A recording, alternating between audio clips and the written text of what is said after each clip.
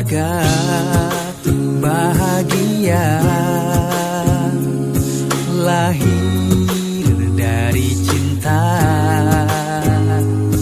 cinta penuh kasih, kelembutan sepanjang masa, keluarga bahagia, taat pada Tuhan, suka atau duka selalu bersama selamanya. Selalu ada tawa, penuh kehangatan cinta, bersama wujudkan asa, keluarga bahagia. Ya, Bu Ika, terima kasih sudah hadir ke tempat kami. Nah, sahabat, hari ini kita kedatangan tamu yang luar biasa. Kalau tempo hari kita dalam acara Iman Membuka Jalan, kita bersama dengan suami dari Bu Ika, namanya Bapak Mulyadi Hartono. Nah, hari ini dengan istri Pak Mulyadi nih, namanya Bu Ika Arinta, makeup artist, seorang makeup artist profesional. Nah, sahabat, saya kenal Bu Ika ini lama sekali. Bahkan waktu masih pacaran dengan Pak Mulyadi Hartono, masih pacaran, aduh, waktu masih dikejar pakai bunga, aduh, Bu Ika malu-malu waktu itu, Bapak Ibu semuanya, sahabat. Nah, sampai sekarang udah punya anak 2. Nah, hari ini kita akan sharing-sharing santai dalam acara Keluarga Kita Kuat. Oke? Karena dimana kalau keluarga kita kuat, otomatis bisnis kita pun juga tambah kuat. Kalau keluarga kita kuat, otomatis pelayanan kita juga tambah hebat. Oke. Nah, sahabat, hari ini saya ingin bertanya nih kepada Bu Ika, dan Anda bisa dengarkan sendiri dari seorang Ibu Ika Arinta, seorang makeup artist, dan juga yang saya tahu beliau dulu mendekorasi banyak pernikahan yang besar sekali dan namanya sangat luar biasa di Kota Semarang. Nah, Bu Ika bisa cerita nggak nih bagaimana Bu Ika itu bisa tertarik ke makeup artist dan juga bisa mendapatkan dorongan full dari suami Anda yang luar biasa sibuk, anak Anda yang saya kenal ini juga waktu itu, sahabat, saya pernah satu pesawat nih kan, perjalanan pulang. Ini saya ceritain ke anaknya, tentang anaknya nih. Anak yang kedua namanya Melvin, gitu kan? Masih usia berapa ya Melvin ya? Sekarang sih 4 tahun. 4 tahun, berarti sekitar usia 3 tahun waktu itu ya? 3 tahun. Waktu kita di bandara ya? Betul. Saya kaget, sahabat. Waktu pesawat kami dipanggil, waktu saya berdiri mulai pesawat, si Koko Melvin ini, anak yang masih berusia 3 tahun, bisa berdiri sama sebelah yang duduk nunggu pesawat ngomong gini, mari Bapak Ibu, sampai ketemu lagi, mari disalamin semua. Saya sampai gini, wih, 3 tahun bisa seramah itu. Wah, ini kan pasti ada jurus-jurusnya, Bu Ika. Nah, tapi sebelum kita cerita keluarga, kita dulu tentang Bu Ika ya. Iya. Background tentang Bu Ika tadi gimana? Terima kasih Pak Gustaf. Iya. Salam kenal buat para sahabat. Ya, sebelum saya lebih panjang lagi, saya ingin ceritakan dulu kenapa saya bisa berkecimpung di dunia makeup artist ya tadi ya. Iya.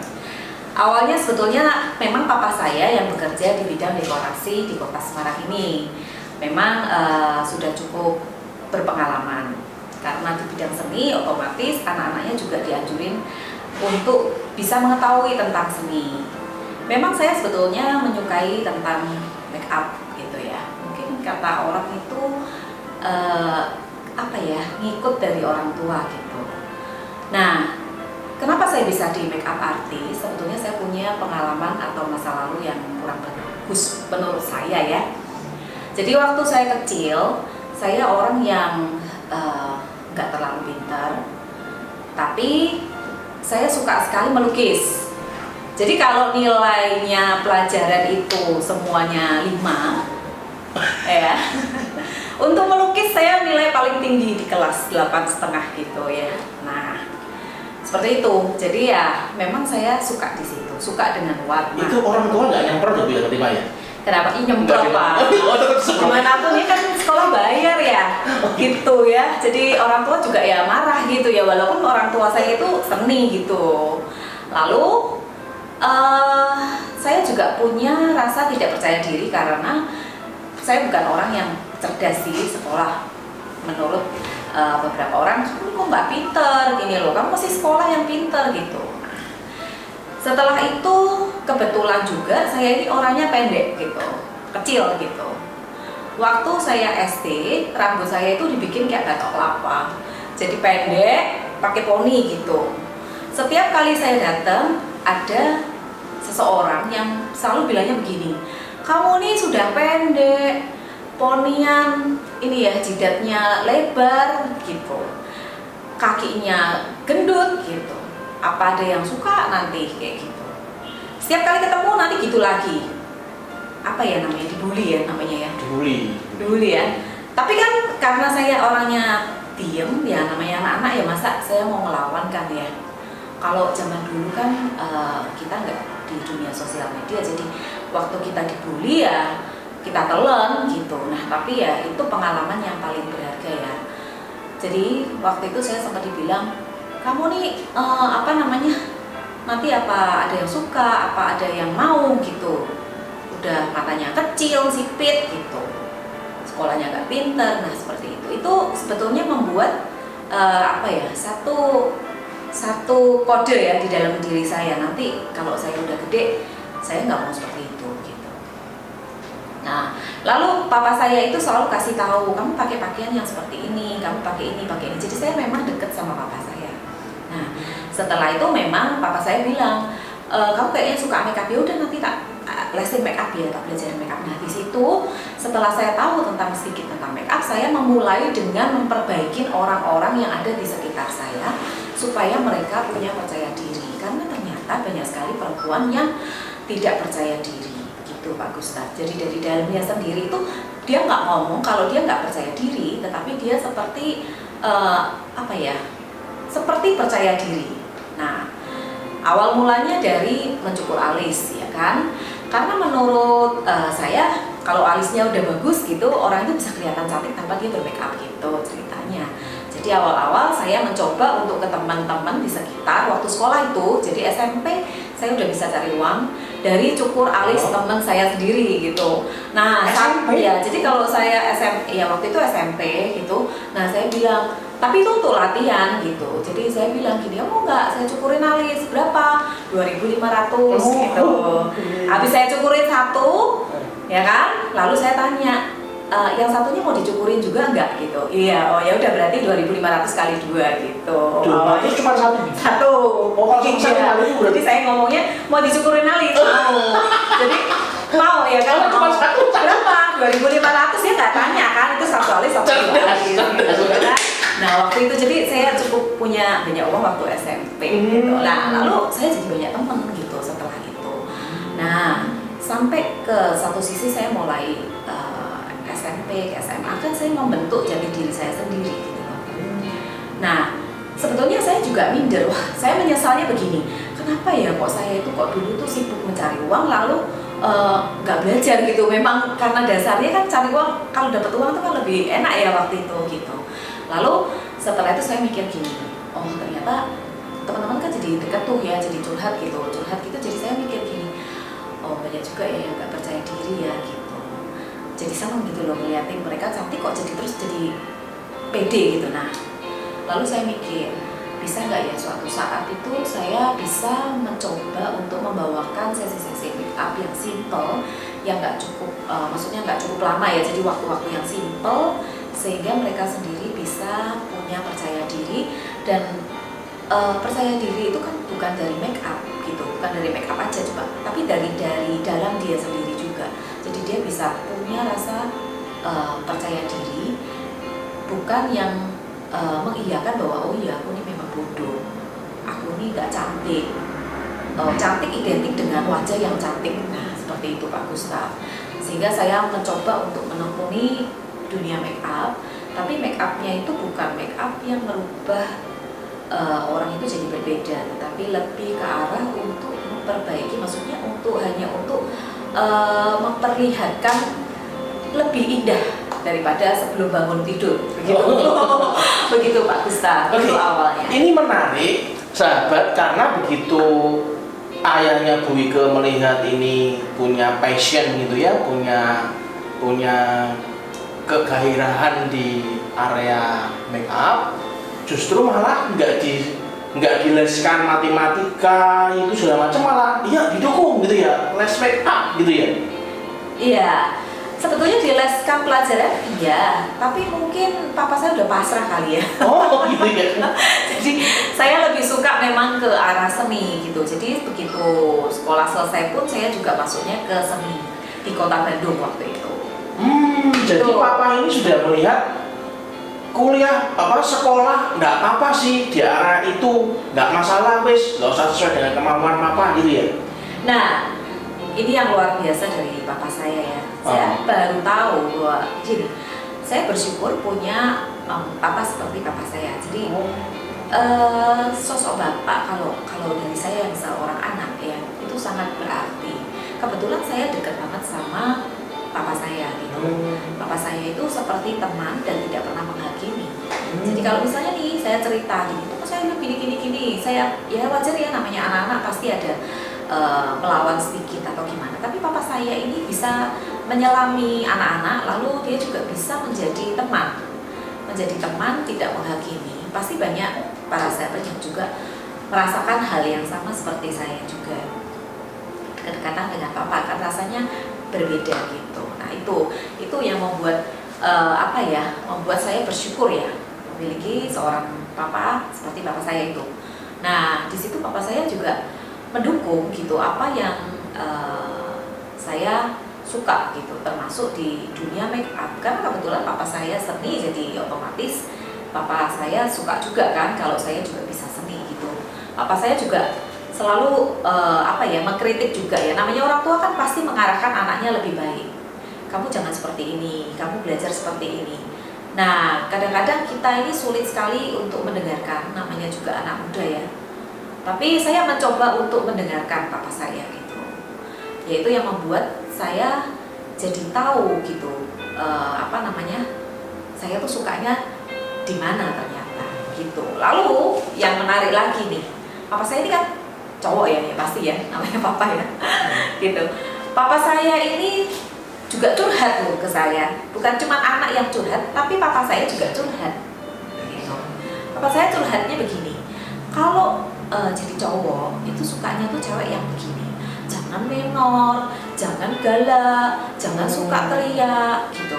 Jadi papa saya tuh suka curhat juga, nanti kalau kamu sudah nikah kamu kayak gini, kalau kamu sudah punya anak nanti kamu seperti ini. Cowok tuh sukanya begini, karena gini, menurut saya sumber yang akurat adalah sumber yang tepat. Jadi misalnya kalau perasaan cowok gimana ya si cowok tersebut yang ngomong gitu. Jadi nggak bisa kalau dari sisi pandang perempuan. Jadi kalau mama saya bisa cerita, papa kamu tuh sukanya seperti ini, itu menurut saya kurang akurat gitu. Kalau menurut saya akuratnya itu ya kalau papa saya cowok ya dari segi yang cowok. dari segi yang cowok, karena pemikiran pria dengan wanita berbeda. Perempuan perasaan dan pria kan bisa pakai logika seperti itu ya. Nah kan tinggal diklopkan gitu loh. Nah itu yang menurut saya salah satu sisi terbaik dari papa saya. Jadi papa saya juga bisa curhat wanita itu seperti apa. Jadi saya bisa tahu bahwa kesukaan, maksudnya gini, walaupun ini tidak sempurna ya, karena perjalanan belum sempurna, karena perjalanan saya kan masih separuh ya, masih ke sana lagi. Tapi kan saya mencoba untuk setiap langkah itu diperbaiki begitu. Ya papa saya kan bilang kalau jadi perempuan nanti jangan sampai kamu nih jorok gitu, misalnya seperti itu. Jangan sampai polos-polos banget gitu, katanya tuh seperti itu. Bukan karena papa saya seni, tetapi kan dari pandangan pria itu kan sama seperti perempuan memandang gitu loh. Kalau kita sendiri nggak mau lihat si suami kita gitu atau pasangan kita jorok, otomatis sama dong, dia juga nggak mau ngelihat kita juga jorok. Misalnya nih gitu, ya nggak mandi 3 hari 4 hari apalagi di COVID ya, jadi nggak usah mandi lah sekalian kan nggak keluar gitu loh. Nah seperti itu Pak Gustaf. Oke. Nah sahabat, kita bisa melihat bahwa seorang papa, seorang orang tua itu sangat penting sekali perannya dalam mengarahkan anaknya. Seperti papanya Bu Wike ini sejak dulu sudah mengarahkan, jadi wanita tuh nanti kalau jadi istri jangan begini, harus bersih, kalau ngomong nadanya jangan keras, harus begini cara membawa diri. Nah Bapak Ibu semuanya, para sahabat, kita harus paham dulu di depan bahwa peran kita itu nantinya akan diduplikasi oleh anak kita pada saat anak kita membina keluarga. Oke, nah nanti kan kita lanjutkan, kita break setelah selingan berikut ini.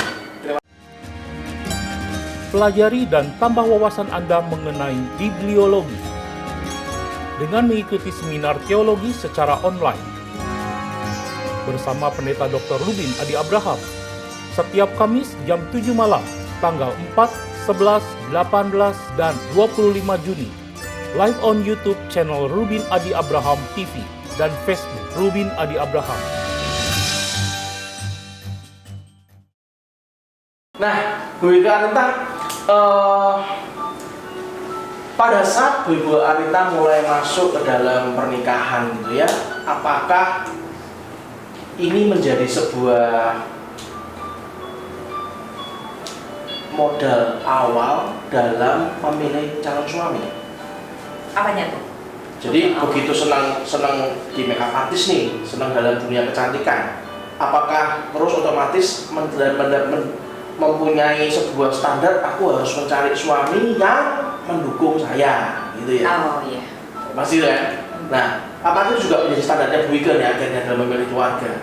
Dan Bu Wike bisa cerita dong, kenapa kok akhirnya memutuskan untuk menikah dengan Bapak Mulyadi Hartono? Padahal Pak Mulyadi Hartono itu sibuk setengah mati loh Bu.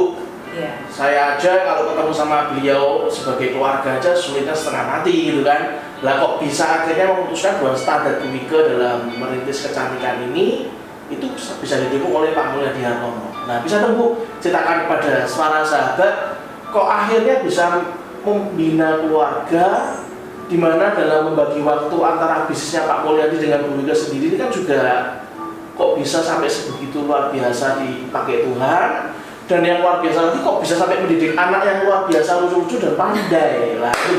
Bisa cerita kepada sahabat ya Bu ya. Terima kasih Pak Gustaf. Ini pujian yang luar biasa ya.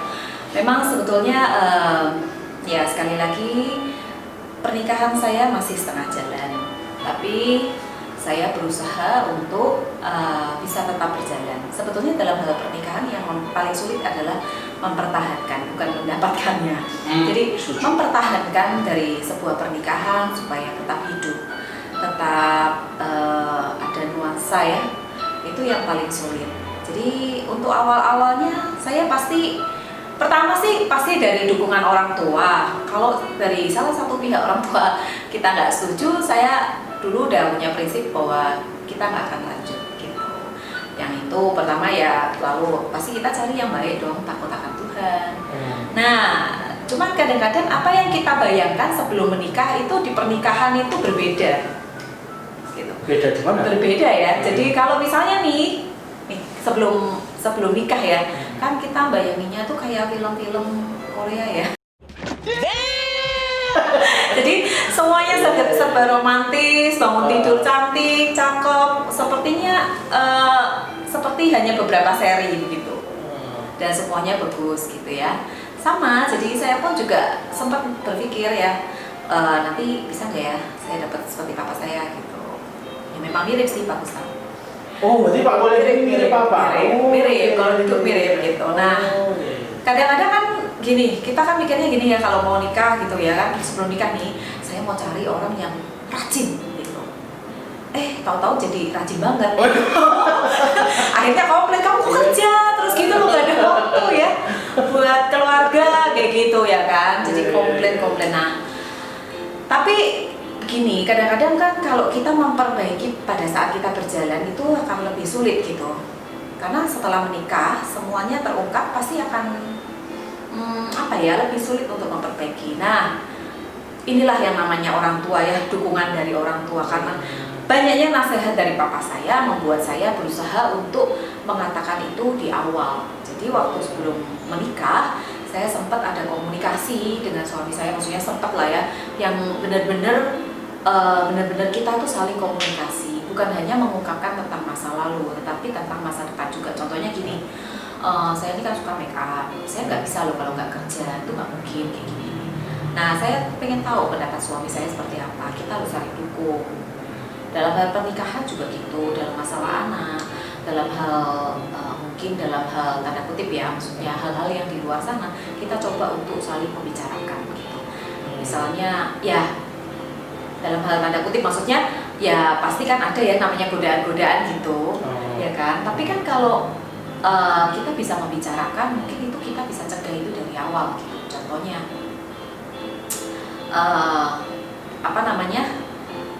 ya contohnya kalau misal kalau ada sesuatu yang mengganggu atau menggoda begitu ya. Nah, kamu udah cewek ya? Itu saya tuh bisa ngobrol sama suami saya gitu ya. Itu aneh atau enggak ya? Saya nggak ngerti gitu. Saya nggak ngerti. Cemburu itu ya? Tahan dong, tahan dulu gitu. Kebetulan saya ini sama suami saya suka ngopi. Nah, di kehidupan kami ini yang paling saya sukai itu adalah ngopi di pagi hari atau sore hari. Jadi saya kalau udah ngopi, kita tuh bisa ngobrol panjang lebar gitu.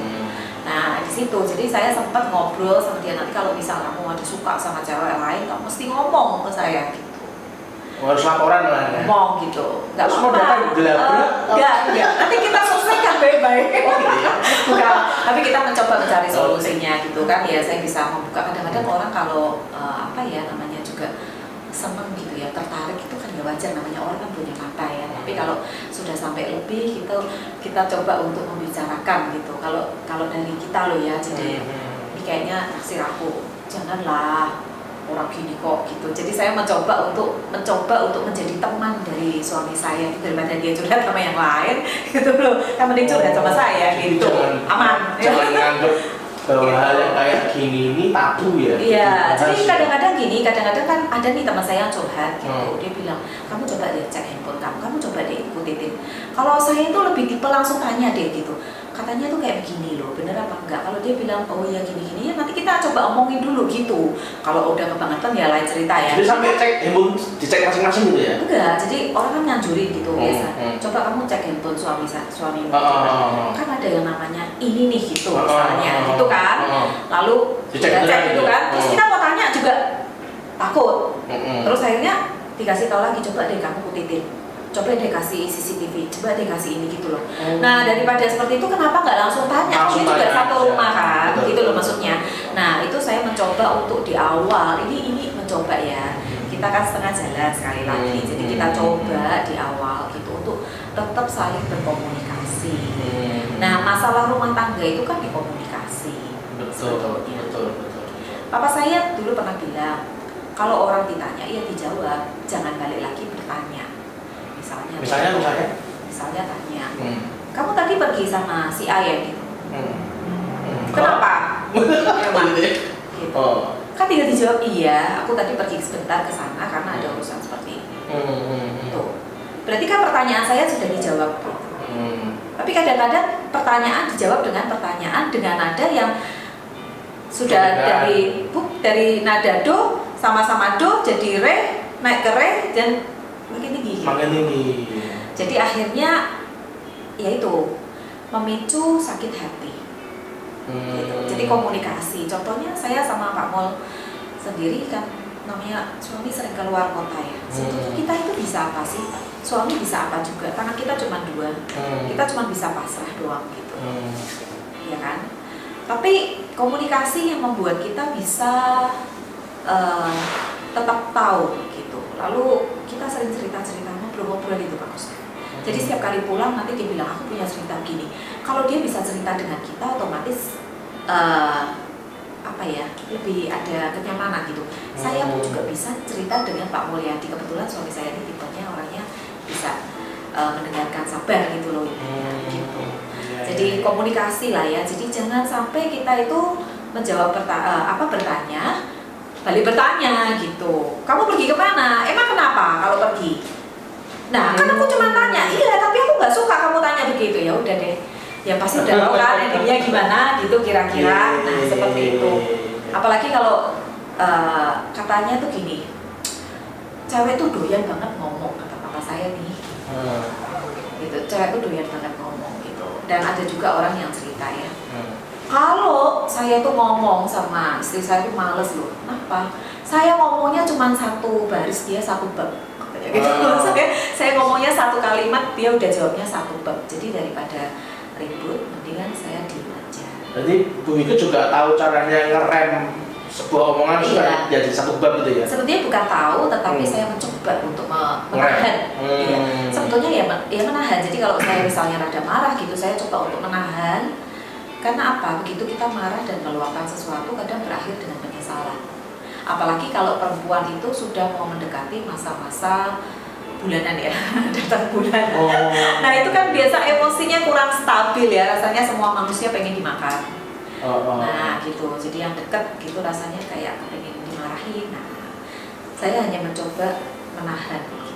Mencoba untuk menahan supaya keadaan tidak semakin parah. Gitu, Pak Gustaf. Kan ada sebuah buku yang saya baca, katanya kalau wanita itu harus membuang kata-kata tiap hari itu sekian ribu kata. Iya, 2000 kata ya. Kalau yang pria lebih dikit. Iya. Nah, kalau pas suami keluar kota itu ibu membuangnya tiap hari. Ke anak, bukan ya. bukan ke anak ya. Tapi kebetulan saya ini punya banyak teman dan saya ini bersyukur sekali. Sebetulnya harta yang paling berharga itu kan orang-orang di sekeliling kita. Orang-orang itu bisa saling memahami dan bisa menyayangi. Di situ saya bersyukur sekali. Saya punya teman-teman yang membuat saya tuh nggak kehausan akan sesuatu yang negatif begitu. Jadi saya juga nggak suka dugem, saya juga nggak suka yang meribetkan begitulah ya. Saya tuh nggak suka ribet gitu. Jadi teman-teman yang sudah disortir kalau itu bisa nggak bocor, ngasih sesuatu yang positif, nggak positif. Saya juga punya sahabat, saya juga punya teman-teman dekat gitu, teman-teman dekat. Kalaupun ada teman yang mengalami masalah gitu, saya akan mencoba untuk bisa menjadi pendengar yang baik. Ya. Itu suami ibu juga dikenalkan, Pak Mulyadi dikenalkan pada sahabat-sahabat ibu. Iya pasti. Cuman kan beda ya, kalau suami itu kalau dekat sama gerombolan saya ya beda. Cuman suami saya tahu teman-teman saya gitu. Saya bisa juga kalau pas suami ada gitu jemput ya bisa gitu. Sama seperti sebaliknya. Nah, Bu, ini kan lagi masa Covid nih, Bu. Dimana kita ketemu sama teman-teman kan juga jarang. Iya. Dan sekarang masa-masa Covid ini semua suami balik kandang kok Ibu. Iya. Semua pada standby di rumah, ya kan? Otomatis waktu kita coba tadi sama teman-teman, sekarang malah bisa coba sama suami kita. Nah, jurus-jurusnya Ibu nih. Padahal waktu saya ngerti sendiri nih, waktu Pak Mulyadi masa pandemi Covid ini, repot dengan Zoom lah, webinar lah, halal bihalal aja online, meeting online, semua online. Nah, apa nih resep-resepnya dalam masa pandemi buat para sahabat ini supaya saat masa karantina ini kan di keluarga ini waktu yang lebih banyak, kita malah tambah lebih rukun, tambah lebih harmonis, tambah bisa mempelajari ke depannya. Apalagi ini kan semua pada bilang masuk ke namanya new normal. Normal yang baru, semua balik ke titik nol yang baru. Otomatis di yang namanya era sekarang ini bukan lagi era informasi, tapi era digital. Nah, di era digital ini Ibu punya tips apa nih dengan Pak Mulyadi untuk kedepannya, untuk karir Ibu juga di bidang makeup artist, buat karir Pak Mulyadi, buat nanti kedepannya, buat masa depan anak-anak Bu Wike, buat si Cece Valen sama Koko Melvi. Mungkin bisa sahabat bisa tahu. Iya. Jadi selama COVID ini ya, sebetulnya COVID itu kan kemarin-kemarin. COVID ini membawa hikmah sendiri buat saya ya. Suami saya jadi sering ada di rumah ya kan, jadi sering di rumah gitu ya kan. Tapi apa seneng Bu? seneng dong lah ya. Ya pasti ya kan, sudah terjamin keamanannya dulu. Semuanya bisa dilihat gitu. Nah, tapi kan ada yang info gini ya, kan makin deket gitu malah makin ribut gitu katanya begitu ya. Sebetulnya begini, di COVID ini kan kita mempelajari hal baru yaitu dunia teknologi. Ya kan? Betul. Zoom. Lalu seperti ini ya, kita kan juga gak pernah ya namanya ngomong, saya terutama ya ngomong begini gitu, rekaman gitu. Saya lebih sering ngomong di depan orang banyak langsung gitu, ngelihat wujud-wujud orang tersebut gitu. Ini kita bicara nggak ada wujudnya. Betul, iya betul. Nah, berusaha untuk mempelajari hal baru. Saya seperti merasa bahwa seekor dinosaurus yang lagi belajar TikTok.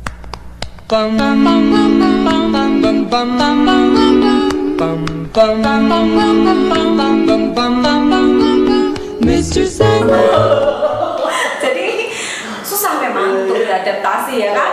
Tapi gimana lagi gitu.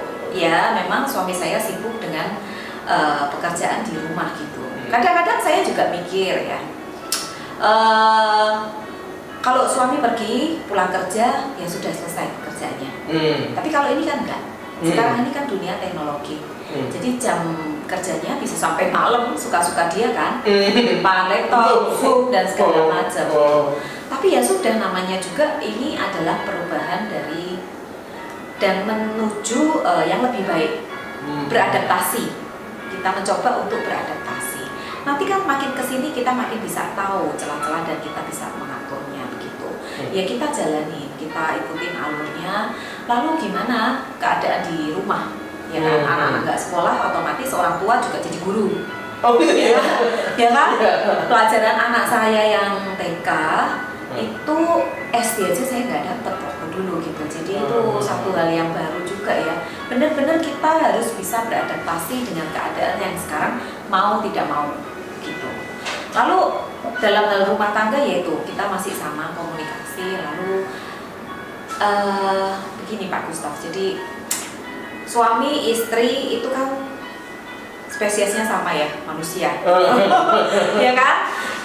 Mereka punya mata yang sama, hidung yang sama, maksudnya bisa mencium aroma gitu ya.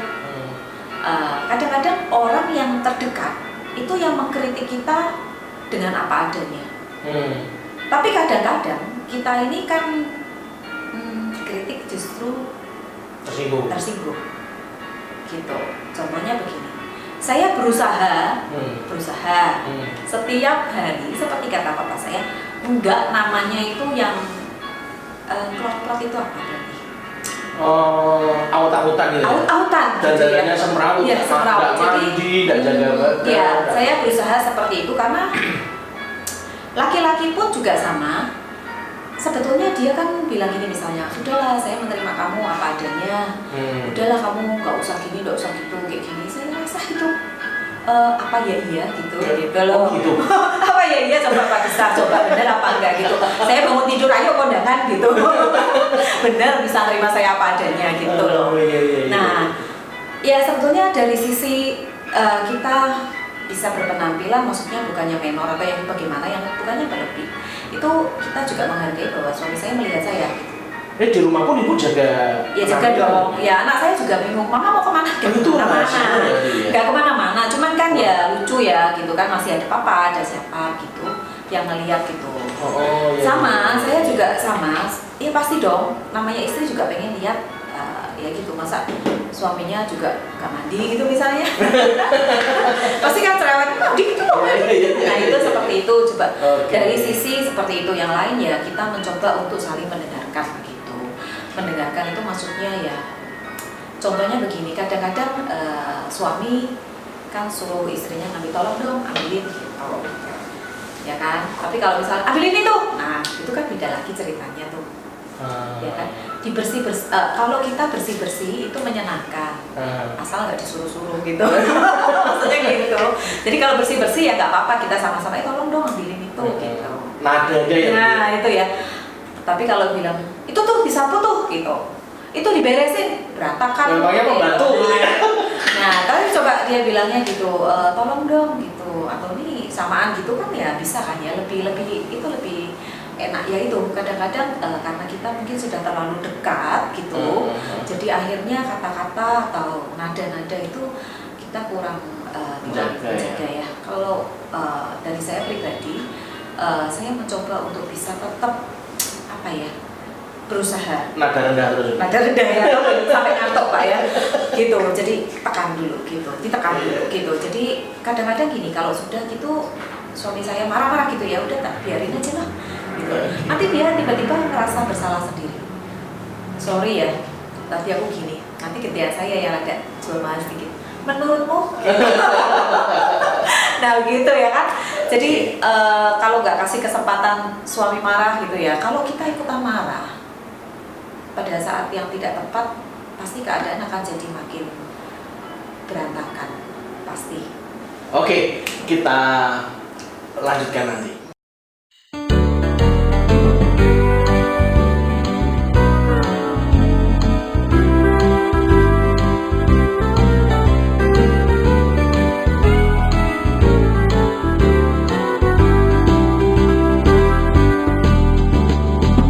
Kalau bukan Tuhan yang membangun Roma, sia-sialah orang yang membangunnya. Jikalau bukan Tuhan yang mengawal kota, sia-sialah pengawal berjaga-jaga. Sia-sialah kamu bangun pagi-pagi dan duduk-duduk sampai jauh malam, dan makan roti yang diperoleh dengan susah payah, sebab ia memberikannya kepada yang dicintainya pada waktu itu.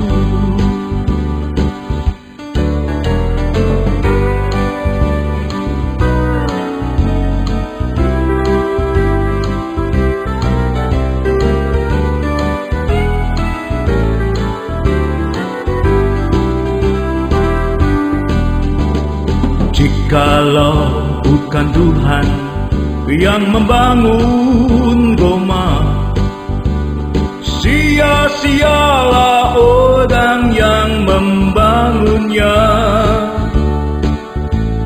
Jikalau bukan Tuhan yang mengawal kota, sia-sialah pengawal berjaga-jaga.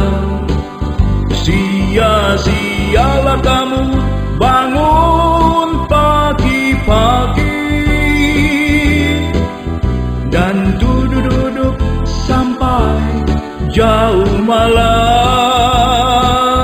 dan makan roti yang diperoleh dengan susah payah, sebab ia memberikannya kepada yang dicintainya pada waktu itu.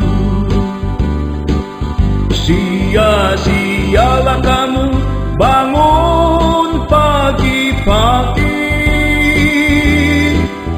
dan duduk-duduk sampai jauh malam, dan makan roti yang diperoleh dengan susah payah, sebab ia memberikannya kepada yang dicintainya pada waktu itu.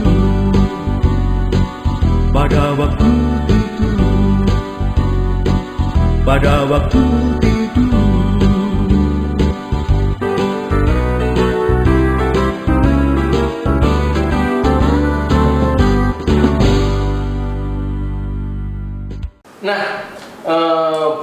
Arinta, seorang makeup artist yang luar biasa.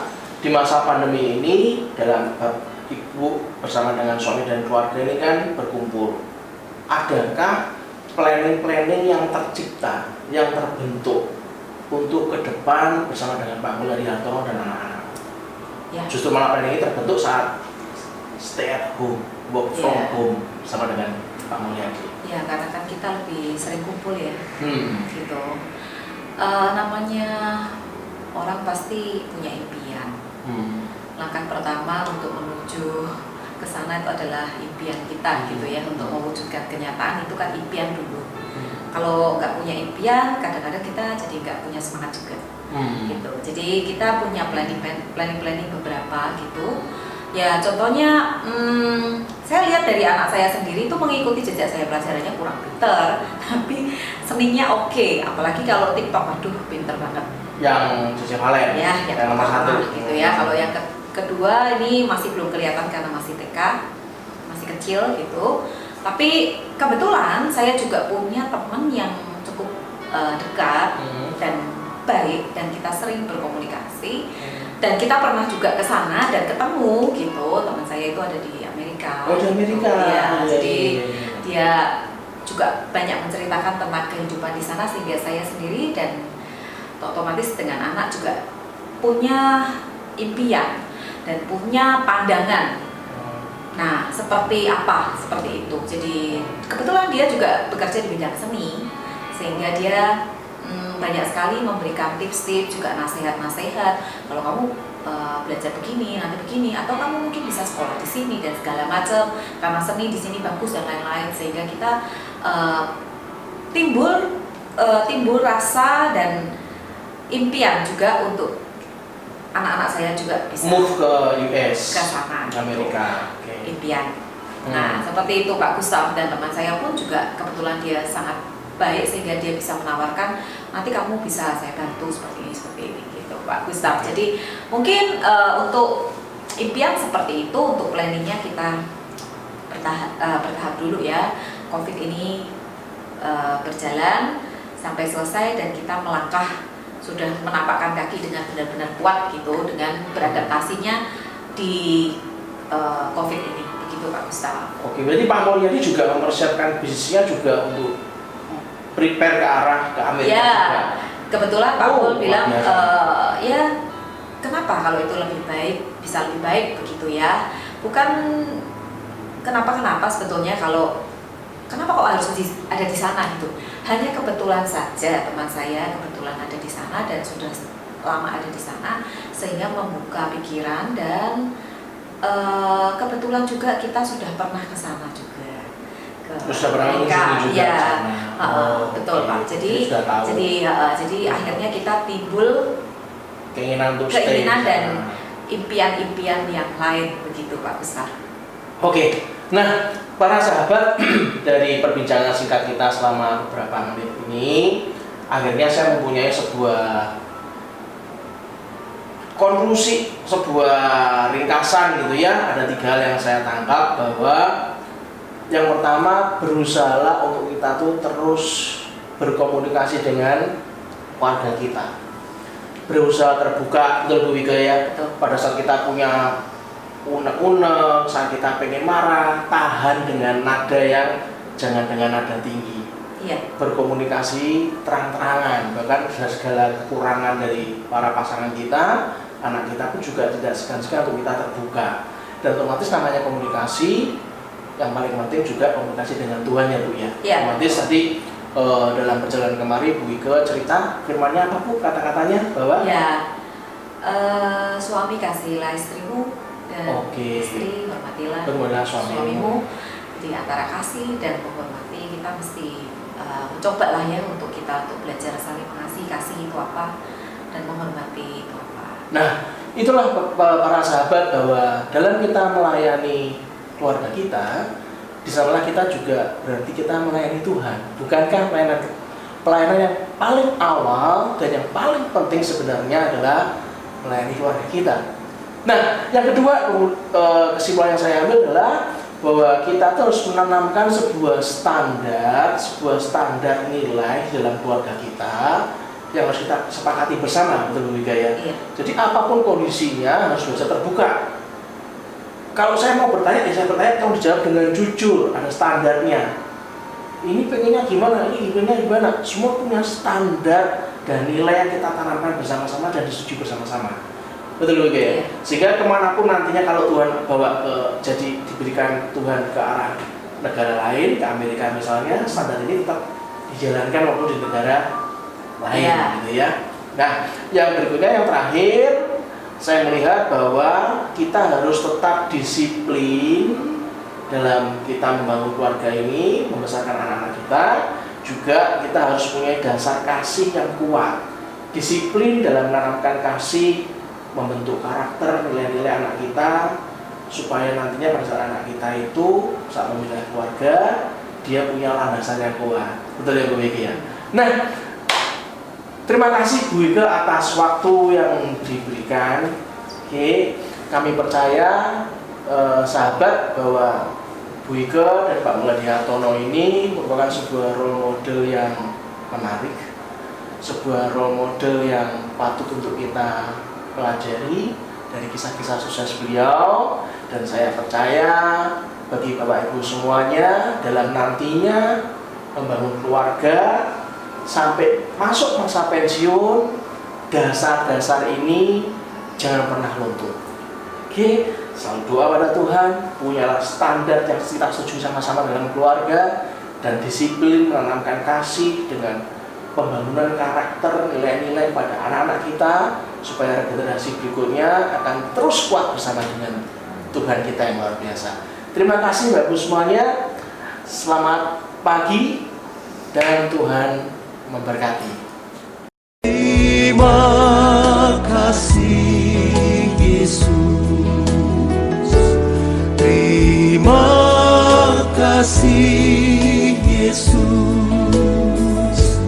ku beri syukur hanya bagimu. Terima kasih Yesus.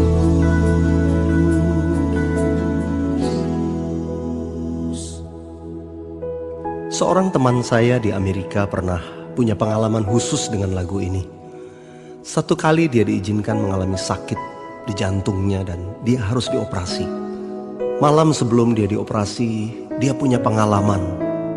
Tengah malam sebelum besok paginya harus dioperasi, dia tiba-tiba dibangunkan oleh seseorang.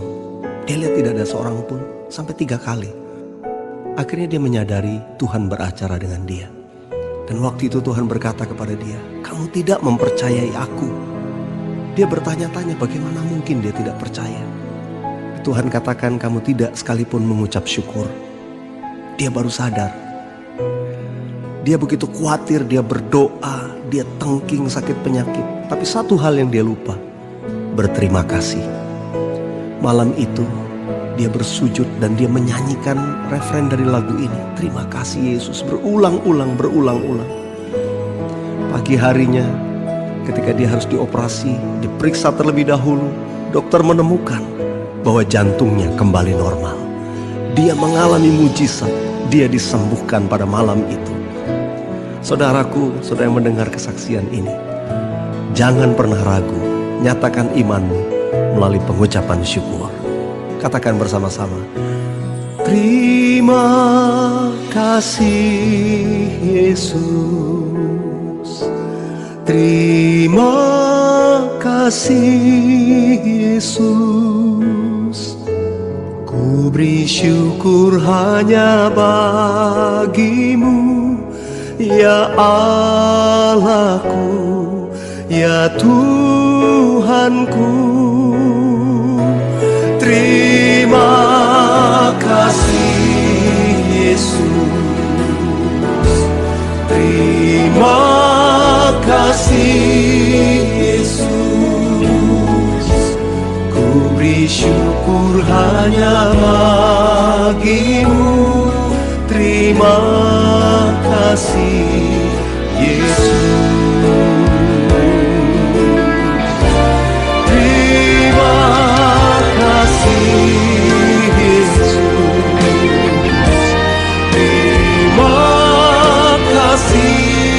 Yesus,